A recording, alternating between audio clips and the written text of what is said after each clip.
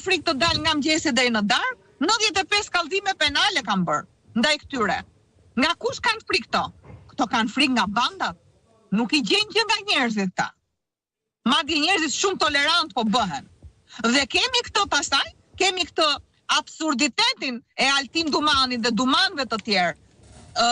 Për mua këto janë mafios, bandit me toga të zeza, që ish kryeministrin apo dhe ish presidentin, zotin Meta, i hetojnë këto, i mbajnë dhe në masa represive, i torturojnë dhe në mënyrë sherëzore, dhe ndërkohë, kur vjen fjala për Edi Ramën, siç është rasti i grabitjes tokës në Surrel, apo për Erion Veliaj në rasti i sotëm, Altin Dumani, në kundërshtim me ligjin dhe kushtetutën, por patjetër me dyshime të forta se prapa kësaj fshihen përfitime interesash të palishme, e delegon në Prokurorinë e Tiranës. A ka shqiptar që të mos ketë fare kualifikim juridik, që të kuptoj që kompetente për të hetuar një kryeministër apo një kryetar bashkie që nga Prokuroria e Tiranës, për çfarë u ngrit spaku?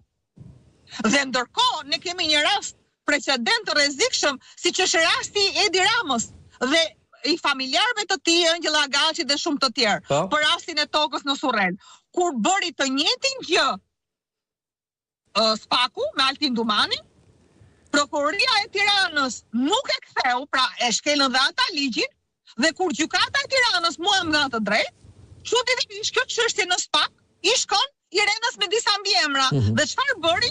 E kaloi për kompetencë. Pra, po flas më shumë për anën procedurale, që të mos e lodh publikun me fakte sepse i thanë dhe kolegët të mi më përpara.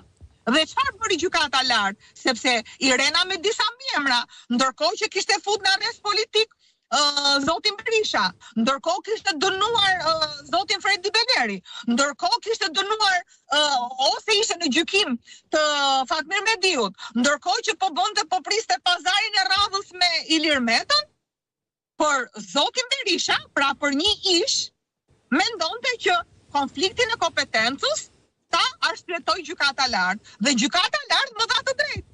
Më tha që kompetente për këto raste, për këto subjekte është GKK-ja. Kështu është rasti sotëm.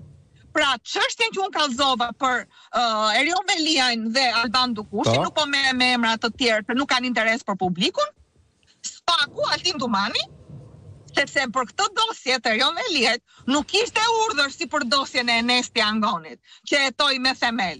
E kaloi për kompetencë në Prokurorinë e Tiranës, dhe unë gjatë gjithë kohës i thash Prokurorisë së Tiranës, që ju nuk jeni kompetente për të hetuar kryebashkiakun.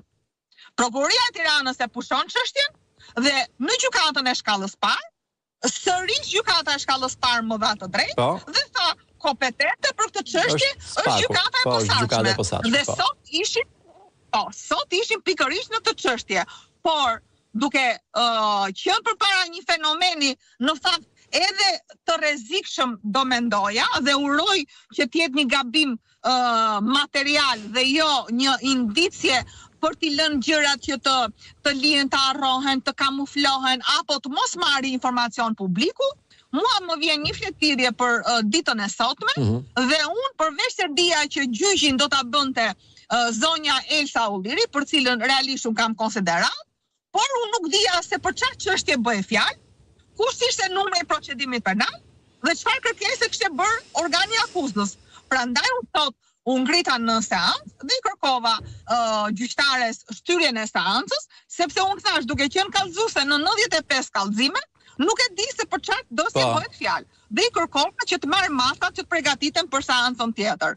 Dhe më e çuditshme në këtë histori, për ironi të fatit, prokurori i çështjes ishte Orsi Dadu, i cili më dha të drejtë në kërkesën time për shtyrjen e seancës që unë të vije përgatitur për pretendimet e mia lidhur me këtë çështje.